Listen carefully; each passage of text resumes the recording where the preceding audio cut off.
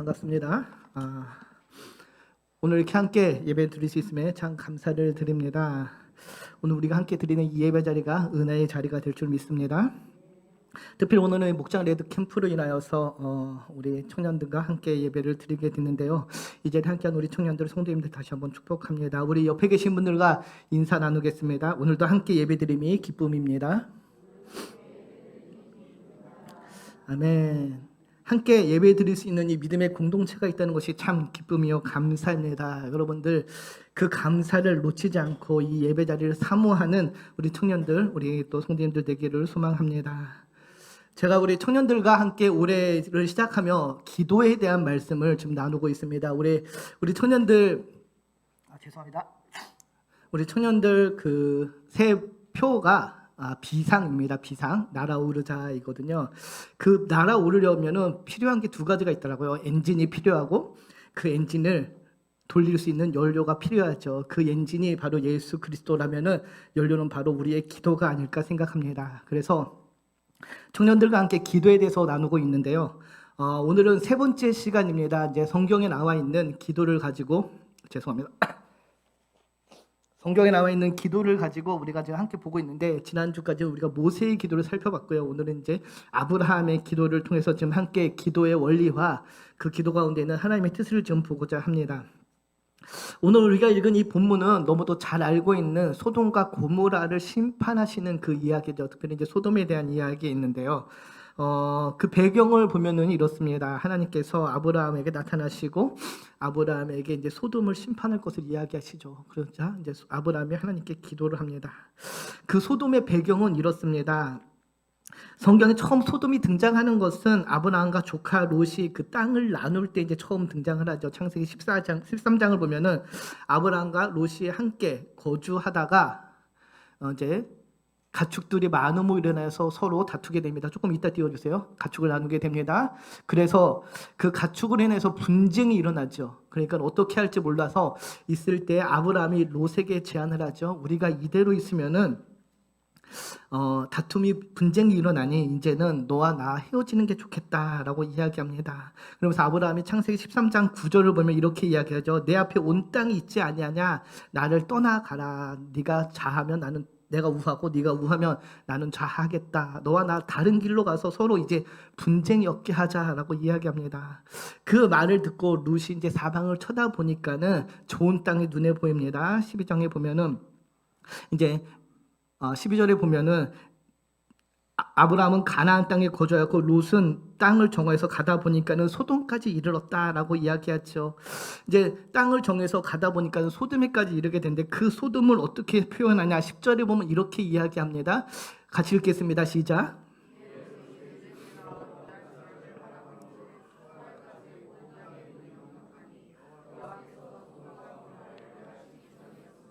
여호와의 동산 같고 애굽 땅과 같았더라. 소돔이 갖는 상징적 의미를 우리가 좀 알아야 되는데, 아브라함의 기도를 살펴보기 전에 그 상징적 의미 이전에 소돔이 갖는 그 지역적 특성이 바로 이와 같습니다. 10절을 보면은 온 땅에 물이 넉넉하니 여호와께서 소돔과 고모라를 멸하시기 전이었기 때문에 하나님의 동산과 같고 애굽 땅과 같았다라고 이야기를 하지요.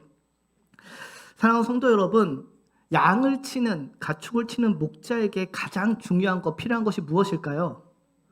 물이죠. 그렇습니다. 물입니다. 결국 물이 넉넉하다는 것은 그 땅이 풍요로운 땅이고 비옥한 땅이고 결국 그래서 양을 먹일 수 있는 많은 것들이 있다라는 것이죠. 그래서 당연히 목자라면은 물이 넉넉한 곳을 찾기가 마련입니다. 자신의 가축을 위해 보기 좋은 땅, 누구나 원하는 땅인 요단 동쪽을 선택해서 그래서 롯이 나아가죠. 아마 저와 여러분이었더라도 아마 마찬가지 선택을 하지 않았을까 생각을 합니다. 눈이 보기 좋은 곳, 내가 가축을 치기 좋은 땅, 쉬운 땅을 선택하는 게 마땅하기 때문이죠. 그런데 이 롯의 선택은 잘못되었습니다. 왜냐하면 13절에 보면 이렇게 이야기하죠. 소돔 사람은 여호와 앞에 악하며 큰 죄인이었다라고 이야기합니다. 그곳에는 하나님 앞에 악을 행하는 사람들이 있었다라는 것이죠.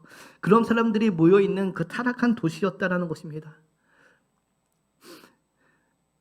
에스겔서에 보면 그래서 그 소돔에 대해서 이렇게 우리에게 알려줍니다. 우리 에스겔서 16장을 지금 같이 한번 보겠습니다. 같이 읽겠습니다. 시작.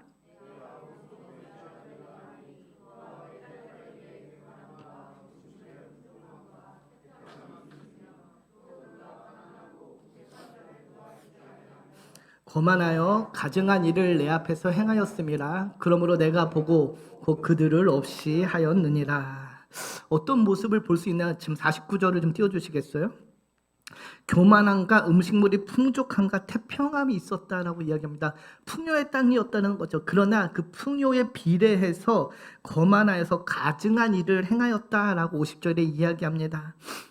사람들이 볼 때는 풍요가 넘치는 땅, 비옥한 땅이었지만 하나님의 시선으로 그 땅을 바라보니까는 죄악이 가득한 땅이었다라는 것이죠. 자비와 긍휼과 사랑의 모습 대신 가증하고 음란한 모습들만 있었다라고 이야기합니다. 실제로 소돔은 멸망하기 전에 굉장히 성적으로 또 문란한 타락한 모습을 보임을 우리가 창세기를 통해서 알 수 있죠. 하나님의 시선을 볼 때 그 땅은 악에 가득한 땅이었습니다. 그러나 그곳에 사는 대부분의 사람들의 눈에는 소돔은 그저 풍요와 쾌락, 즐거움이 있는 도시였습니다. 사랑하는 성도 여러분, 우리 청년 여러분, 우리가 지금 살고 있는 이 도시, 이 시대는 어떠한가요? 혹시 소돔과 같은 모습을 보이지 않나요? 우리가 살아가는 이 시대를, 이 도시를 누가 타락한 도시라고 이야기합니까? 풍요로운 도시라고 이야기를 하죠. 모든 것이 좋고 누리기 즐거운, 쾌락이 있는, 즐거움 있는 도시라고 이야기합니다. 그러나 그거는 사람들의 시선이라는 것이죠. 우리가 이 시대를 하나님의 눈으로 바라볼 수 있어야 한다는 것입니다. 소돔에 거주하는 사람들이 자신의 실상을 몰랐던 것처럼 우리 역시 그런 실상을 보지 못하고 있을 수 있다는 것이죠. 소돔을 향한 사람들의 시선과 하나님의 시선이 달랐다는 사실을 우리가 기억했으면 좋겠습니다. 풍요와 번성의 도시, 잘나가는 도시, 영원할 것 같은 그 도시였지만 하나님 눈에 보시기에는 그저 멸망 직전의 도시였을 뿐입니다. 그러나 그 누구도 그 사실을 알지 못했죠. 그들이 멸망하는 그 시간까지 그들은 그 사실을 깨닫지 못했습니다. 많은 사람들이 즐거워하고 좋아한다고 해서 그것이 정말로 좋은 것이 아닐 수 있다는 것을 오늘 이 말씀을 통해 우리가 좀 알아야 할 것 같습니다. 사랑하는 성도 여러분, 사람들이 좋아하는 것, 사람들이 따르는 것, 모든 사람들이 모이는 그곳이 선은 아니라는 것이죠. 다수가 항상 옳은 것은 않다라는 것입니다. 우리가 항상 그래서 이 사실을 기억하고 우리 안에 옳은 것, 우리 안에 진리는 오직 하나님이 주신 말씀, 진리 되신 예수 그리스도라는 사실만을 여러분들을 좀 기억했으면 좋겠습니다. 소돔의 그 임박한 타락 앞에 그 누구도 그 밤이 마지막 밤이 될 거라고 생각하지 못했습니다. 자신들이 누리는 것들이 영원할 것이라고 생각했죠. 큰 착각에 빠져 있었을 뿐입니다. 어떤 착각인가요? 하나님이 없이도 살 수 있다라는, 하나님이 없어도 나는 번성할 수 있다라는 그런 착각에 빠져 있는 사람들이 바로 소돔으로 대표되는 그런 사람들이었습니다. 그러나 우리가 기억해야 되는 것이 하나 있습니다. 사랑하는 성도 여러분, 얼마 전 극동방송의 그 목사님의 설교에서 들은 말씀인데요. 우리가 죄악을 저지르는 그 순간도 하나님의 은혜가 있다라는 것입니다. 하나님의 은혜가 없다면 그 죄악마저도 저지를 수 없는 것이 우리의 모습이라는 것이죠. 무슨 말인가 곰곰이 생각해 봤습니다. 생각해 봤더니 우리가 지금 누리는 이 모든 것이 다 하나님이 주신 것이기 때문에 우리가 이 순간 죄악을 진다 해도 그것 또한 하나님의 은혜가 없다면 불가능하다는 것이죠. 우리가 숨쉬는 공기, 내가 딛고 있는 이 땅, 모든 것이 다 하나님의 은혜이기 때문에 우리가 죄를 짓는 그 순간에도 하나님의 은혜는 여전히 우리 가운데 있다라는 것입니다. 그래서 우리가 기억해야 되는 거, 그 하나님의 은혜, 그 하나님의 시선으로 이 땅과 이 세상을 바라봐야 한다라는 것이죠. 누가복음 12장에 보면은 이런 비유가 있습니다. 어리석은 부자가 많은 소출을 이룹니다. 그리고 이제는 내가 먹고 살만하니까는 창고를 하나 더 져서 거기다 좀 재워놓고 이제는 평안히 살자 합니다. 그때 그 어리석은 자를 향하여 이렇게 말씀하시죠. 누가복음 12장 20절입니다. 우리 같이 읽겠습니다.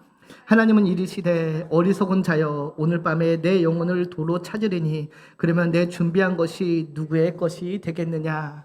아멘. 오늘 우리를 향한 하나님의 경고입니다. 어리석은 자여, 네가 지금까지 수고한 그 모든 것이 다 누구의 것이 되겠느냐?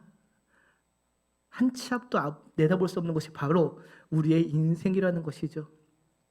청년 여러분 기억하시 바랍니다. 우리의 청년의 때가 무한할 것 같죠. 그러나 언제든 우리의 청년의 때는 지나가고 맙니다. 이 청년의 때, 그래서 전도서의 그 고백처럼 청년의 때 창조주 하나님을 기억하는 그 모습이 필요합니다.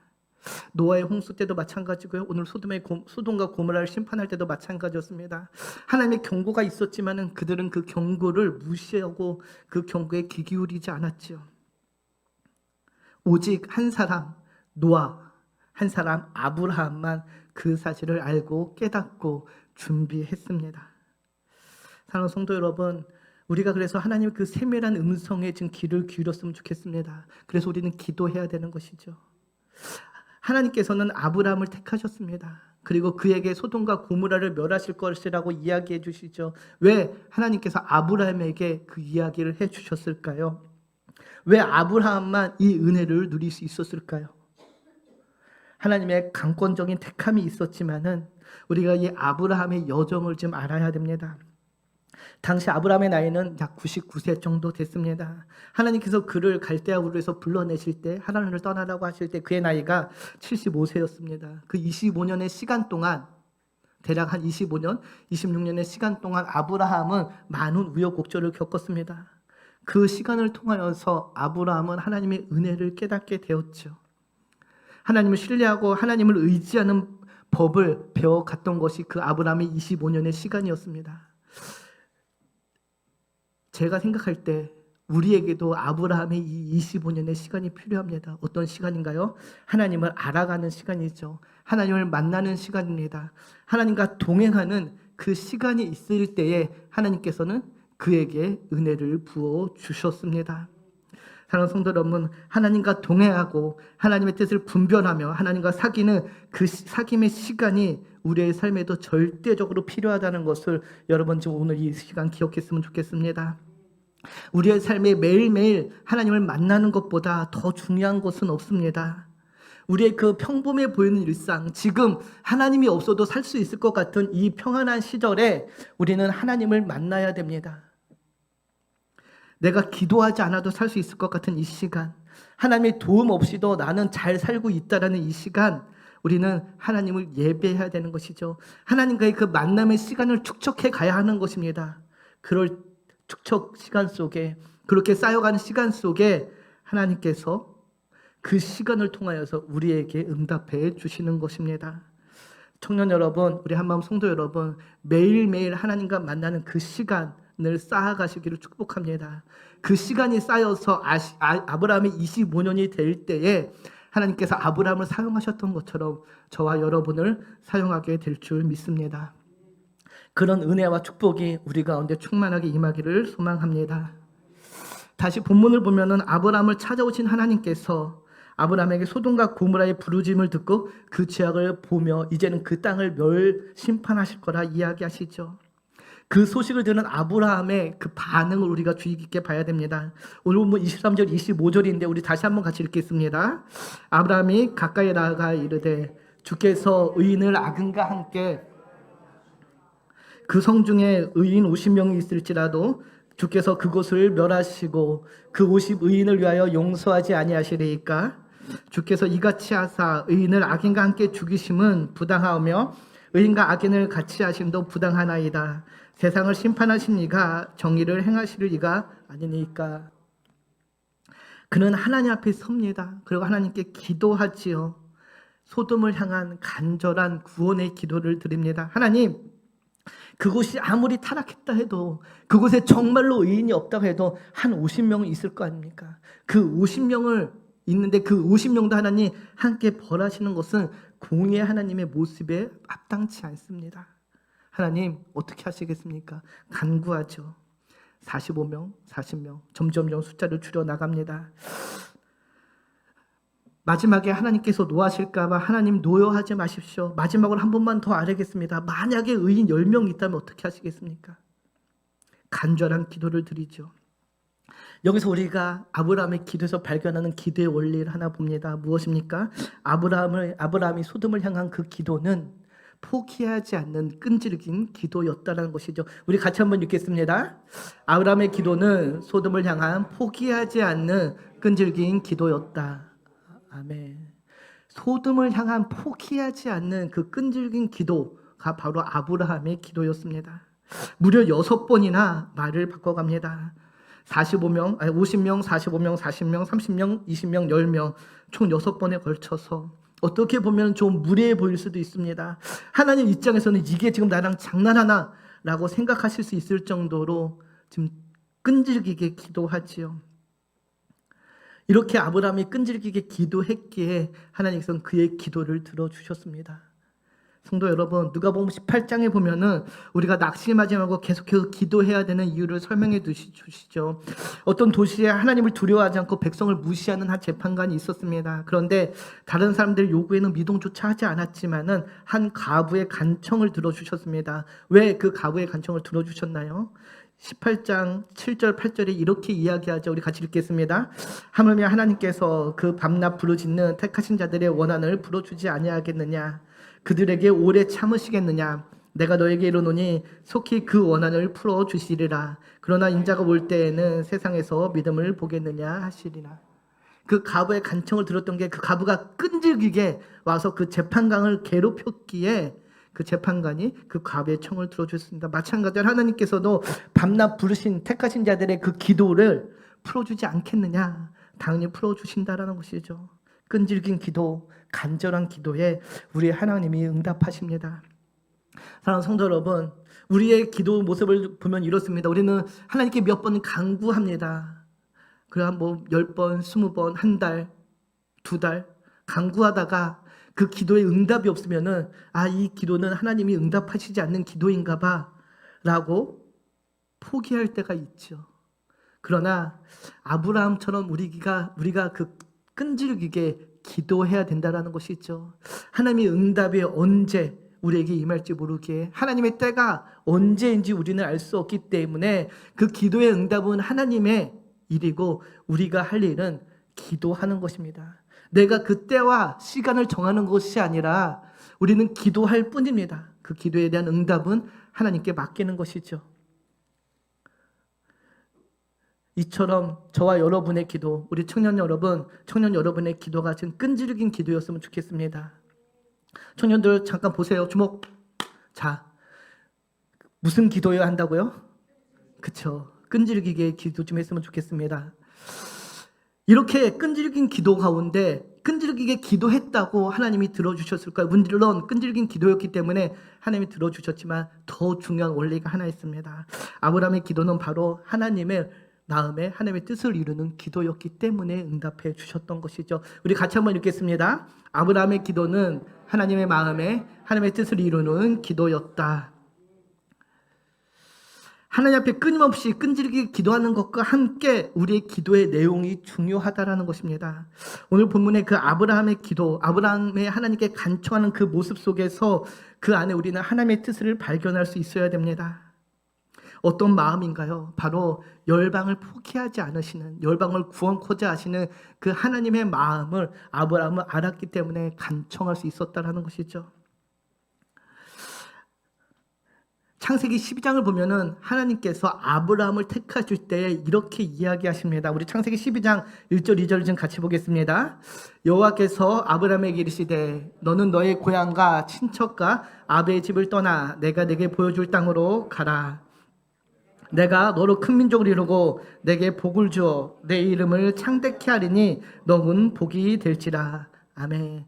하나님께서 아브라함을 부르셨습니다. 그리고 그에게 은혜의 약속을 해주시는데 어떻게 약속하신가? 너 잘 먹고 잘 살게 될 거야가 아닙니다. 뭐라고 약속해 주셨습니까? 2절을 보면 이렇게 이야기하죠. 내가 너로 큰 민족을 이루고 내게 복을 주어 내 이름을 창대하게 하리니 너는 무엇이 된다? 복이 된다라고 이야기합니다. 네가 바로 복이다라고 이야기합니다. 하나님께서 아브라함을 선택하고 부르신 이유는 아브라함과 이스라엘 민족의 성공과 번영을 위한 것이 아니라 그로 하여금 복이 되어서 열방이 그를 통해서 복이 무엇인지 바로 하나님을 알게 하기 위해서 그를 부르셨다라는 것이죠. 아브라함을 택한 이유가 단지 이스라엘을 세우기 위한 것이 아니라 그를 통해서 열방에 하나님 알게끔 하기 위해서 그를 택하여서 불렀다라는 것입니다. 사랑하는 성도 여러분, 하나님의 마음은 언제나 우리의 구원에 있습니다. 하나님은 하나님이 사랑하는 그 택한 자들이 구원받기 원하십니다. 하나님은 회복하시고 용서하시고 또 구원하시기를 더 기뻐하는 분이라는 사실을 아브라함은 알았기 때문에, 그 마음을 알았기 때문에 그는 그렇게 간절히 끈질기게 하나님께 기도할 수 있었던 것이죠. 아브라함은 하나님이 자기를 택하신 그 이유를 분명히 알았습니다. 하나님의 마음을 알았기 때문에 그는 하나님의 마음에 합한 기도를 할 수 있었던 것이죠. 우리의 기도 안에 이렇게 하나님의 뜻이 담기기를 소망합니다.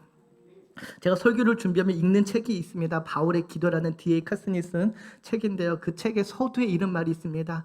우리가 기도할 때 한 가지 분명히 기억해야 될 것이 있다. 모든 기도 가운데 우리가 분명히 기억할 것이 있는데, 이미 우리 하나님은 우리가 무엇이 필요한지 알고 있다라는 것입니다. 하나님 우리의 모든 필요를 이미 다 알고 있다. 그러면 우리가 할 기도는 무슨 기도냐? 하나님의 나라와 하나님의 의, 하나님의 뜻을 구하는 기도일 뿐이다라고 이야기하죠. 우리가 구하는 그 모든 것을 이미 다 하나님이 알고 계시기 때문에 우리 기도의 포커스는 하나님 나라, 하나님의 의, 하나님의 교회에 포커스 되어질 때 하나님께서 그 기도를 들으시고 응답하신다라고 이야기합니다. 사랑하는 성도 여러분, 우리의 기도는 어떠한가요? 우리 청년 여러분, 여러분의 기도는 어떠한가요? 여러분의 기도에, 우리의 기도에 하나님 뜻이 담겨져 있나요? 지난 모세의 기도에서도 살펴봤지만 우리의 기도 가운데 하나님의 마음이, 하나님의 뜻이 담겨 있기를 축복합니다. 내 뜻과 내 생각과 내 계획을 밀어붙이는 그런 기도가 아니라 우리의 기도 가운데 주의 나라가, 주의 영광이, 그리고 열방을 향한 그 하나님의 마음이 담겨져 있기를 축복합니다.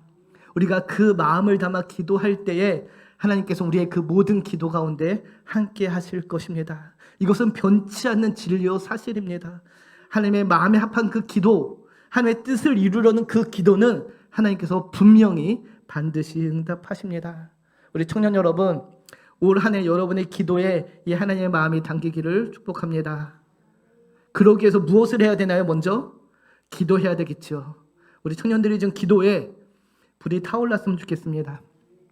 제가 얼마 전에 지난주 목요일이죠. 지난주 목요일 날 이제 그 붕의 강사님을 좀 부탁을 드리려고 찾아가서 교제하고 식사를 했습니다. 식사를 하면서 이제 이야기를 하는데, 그 교회도 이제 그렇게 큰 뭐 대형 교회는 아니고 개척한 지 저희 교회하고 비슷합니다. 10년 조금 넘었는데요. 이제 그 목사님이 전도사 때 개척을 해서 이제 10년, 11년째 돼가고 있는데, 지금 한 청년이 한 30명, 40명 정도 모이고 작년 한 4, 50명 이렇게 모여서 한 100명 정도 예배드리는 아담한 교회인데, 그 교회 청년들은 뜨겁게 매일 밤에 모여서 기도합니다. 한 20명, 30명이. 기도의 불이 꺼지지 않는다고 하더라고요. 청년들이 교회가 멀어서 교회 나오기 불편하니까는 교회 주변으로 이사 와서 교회 주변으로 다 모여들었다라고 이야기합니다. 교회 오기 편하게 하기 위해서. 우리 청년들 좀 도전받았으면 좋겠습니다. 기도에 불을 붙이기를 소망합니다. 사랑하는 성도 여러분, 우리 청년 여러분, 소돔과 고모라를 위한 아브라함의 중보 기도는 자신의 혈육 롯을 위한 기도가 아니었습니다. 바로 그 도시에 있는 그 수많은 사람들을 살리고자 하는 그런 사랑의 기도였습니다. 이 사랑의 기도에서 우리는 주님의 모습을 볼 수 있어야 됩니다. 하나님께서는 의인이 하나도 없는 이 세상 가운데 우리를 살리기 위해서 독생자 예수 그리스도를 이 땅에 보내셨습니다. 온전히 의로우신 분, 죄 없으신 그분을 이 땅에 보내시어 우리로 하여금 구원이라는 그 놀라운 은혜를 누리게 하셨습니다. 오늘 목사님 아침에 설교하셨죠? 우리가 예수로 살기 위해서는 그 십자가의 놀라운 사랑을 경험해야 된다고 이야기했습니다. 성도 여러분, 청년 여러분, 아브라함의 중보 기도에 우리가 이 예수님의 모습을 봅니다. 인류를 향한 그 사랑의 마음이 담겨져 있다는 것이죠. 우리 청년들도 그런 사랑을 품고 기도했으면 좋겠습니다. 우리 성도님들도 그 주님의 사랑을 품고 기도했으면 좋겠습니다. 특별히 오늘 우리 청년들은 성교주일 예배로 드립니다. 저희가 두 곳의 선교지를 후원하고 있습니다. 작년에 한 곳을 했고요. 올해 이제 한 곳을 추가해서 두 군데 선교지를 위해서 기도하고 후원을 하려고 합니다. 우리가 물질로 기도로 후원할 때 특별히 더 중요한 것은 그 선교지를 향한 또 그곳에 있는 그 죽어가는 영혼들을 사랑의 마음을 품고 기도할 수 있어야 될 것 같습니다. 청년 여러분, 우리 한마음교회 성도 여러분, 이제 말씀을 맺습니다. 여러분의 기도 생활은 어떠한지요? 하나님의 마음을 담은 기도를 하고 계신가요? 아니면은 나의 그 급박한 상황에 얽매여서 하나님의 뜻보다는 나의 계획과 나의 생각을 밀어붙이고 계신가요? 바라기는 우리의 기도에 하나님 아버지의 마음이 담기기를 소망합니다. 정말로 하나님 나라의 그 큰 계획이 우리의 기도에 포개어져서 그 뜻을 이루어 나가기 위해 기도하는 우리 한마음교회 성도님들 되기를 소망합니다. 그럴 때 하나님께서 이 교회를 또 우리 우니더스 청년 공동체를 들어 사용하실 줄 믿습니다. 우리 찬양하고